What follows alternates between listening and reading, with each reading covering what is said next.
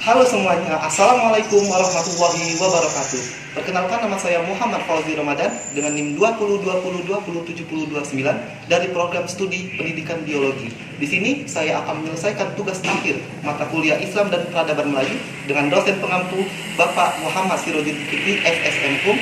Langsung saja kita ke videonya. Selamat menyaksikan. Selawat salam semoga senantiasa Fatihah. A'udzubillahi minasyaitonir rajim. Bismillahirrahmanirrahim.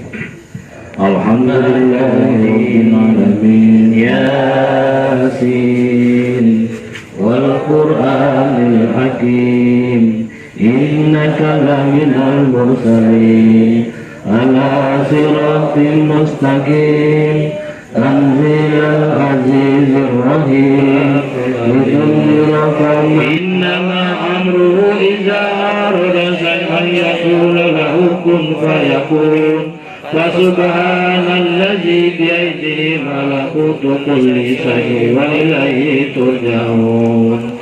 Sadaqallahul azim. Wa ala alihi wa sahbihi wa sallim adada malumatika. La ilaha illallah, la ilaha illallah, la ilaha illallah.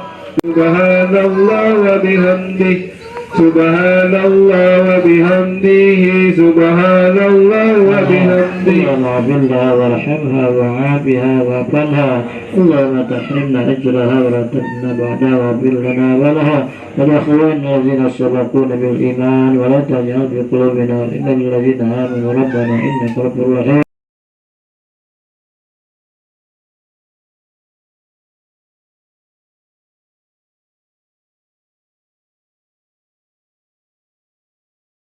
Baik semuanya, kita di sini ditemani oleh Bapak Jayus Wandi atau akrab dipanggil dengan Bapak Jayus. Nah, Bapak, menurut Bapak tentang cuplikan video tadi terkait tentang kegiatan tahlilan Nige yang sering kita sebut itu Nige, Nuju dan seterusnya. Nah, terkait hal tersebut apa pendapat Bapak? Begini, jadi setiap manusia itu di dalam surat Ali Imran ayat 185 dinyatakan oleh Allah wa kullu nafsin dha'iqatul maut, bahwa setiap yang bernyawa itu akan mengalami suatu kematian ataupun ajal, yang sering kita sebut ajal dan kematian. Nah, ketika seseorang hamba Allah, seorang makhluk Allah khususnya manusia, ketika mengalami sebuah kematian, maka ada hukum bagi orang-orang yang ditinggalkan. Nah, jadi antara lain hukum itu yang disunahkan oleh Rasulullah SAW, yang pertama adalah memandikan, kemudian mengkafani, menyolatkan dan menguburkan jenazah umat manusia. Jadi itu tergantung daripada kembali kepada orang-orang yang tinggalkan. Hukum itu menjadi sunnah atau yang sering kita dengarkan dalam fikih adalah fardhu kifayah. Nah, ketika ada seseorang yang meninggal, maka kita orang yang hidup terdampak dengan hukum itu. Maka kita yang hidup harus melakukan satu tadi, mengkafani, memandikan, mengkafani, menyolatkan dan menguburkan. Adapun kegiatan setelah kematian, kalau di Indonesia, terutama khususnya di Indonesia, mengadakan sebuah acara itu tahlilan. Yang pertama 1 sampai 3 hari, kemudian 7 hari, kemudian 40 hari dan seterusnya. Nah, ini hukumnya menurut 4 mazhab sepakat adalah makruh hukumnya. Jadi ketika kita melakukan itu makruh setelah jenazah dimakamkan. Nah, orang Indonesia terkait dengan budaya, karena dalam cerita atau sejarah tahlil ini masuknya dari daerah, khususnya daerah Jawa, yang dibawa oleh para Sunan, merubah budaya yang ada ketika itu, agama Hindu dan Buddha yang telah dahulu masuk Indonesia. Nah, itu dilakukan oleh orang Indonesia, khususnya wali-wali pada waktu itu yang kita kenal dengan Wali Songo. Jadi dalam sejarah ada Sunan Kalijaga yang merubah itu. Tetap acara itu 1 sampai 40 hari, namun isi dari acara dirubah oleh Sunan Kalijaga.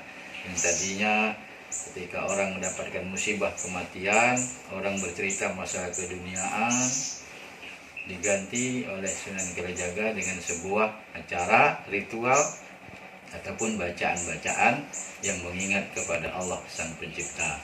Kemudian lagi masalah sajian-sesajian. Kalau zaman dahulu ketika masih Islam belum masuk ke Indonesia, itu sesaji-sesaji itu disiapkan dalam rangka acara itu. Nah, jadi Sunan Kalijaga merubah itu semua menjadi makanan. Nah, itu. Jadi agar ajaran Islam mudah dimasukkan, mudah masuk dalam Indonesia, maka budaya itu tetap ada, tapi isi dari acara itu dirubah oleh Sunan Kalijaga. Kemudian yang jadi permasalahan di Indonesia adalah memberi makan. Terkadang kita ini menjamu, wong yang sudah datang takziah ke rumah kita. Nah, kita menjamu mereka itu dengan makanan-makanan. Apakah ada di zaman Nabi, di zaman Rasulullah yang model macam ini? Ada yang model macam ini. Nah, jadi ketika Nabi setelah menguburkan jenazah, beliau diundang oleh orang yang mendapatkan musibah itu untuk datang ke rumahnya. Dan pada saat itu Nabi juga makan. Ada pernah itu kejadian model macam itu. Nah, yang di kita ini terkadang memaksakan diri itu yang tidak boleh. Jadi hukum makan di tempat takziah menurut Imam Syafi'i itu hukumnya makruh, tapi tidak sampai haram ketika makanan itu disajikan oleh orang-orang yang terdekat. Artinya ketika kita dapat musibah, nah tetangga-tetangga kita ini yang nunjuk makan untuk uang bertakziah itu, atau dari dulur-dulur kita yang katakanlah punya berduit, lah banyak duitnya dan dia sedekah makanan untuk almarhum. Nah, itu diperbolehkan karena orang yang sudah meninggal itu ada yang pahala itu yang dikerjakan waktu ia hidup sesuai dengan hadis Rasulullah. Iza mata banu adama in qata amaluhu illa min salasin. Nah, jadi ketika orang itu menghadapi kematian, selesai kematian hanya 3 yang bisa mengalir pahalanya itu. Yang pertama adalah sedekah jariyah, yang kedua ilmu yang bermanfaat, yang ketiga anak yang soleh yang selalu mendoakannya. Kemudian untuk ahli waris juga bisa mentransfer pahala untuk orang yang sudah meninggal. Yang pertama dengan sedekah artinya sedekah makanan. Ini dalam kisah pertama Ibnu Ja'far ketika terbunuh, maka Rasulullah menganjurkan kita untuk membantu orang yang sudah musibah dengan makanan.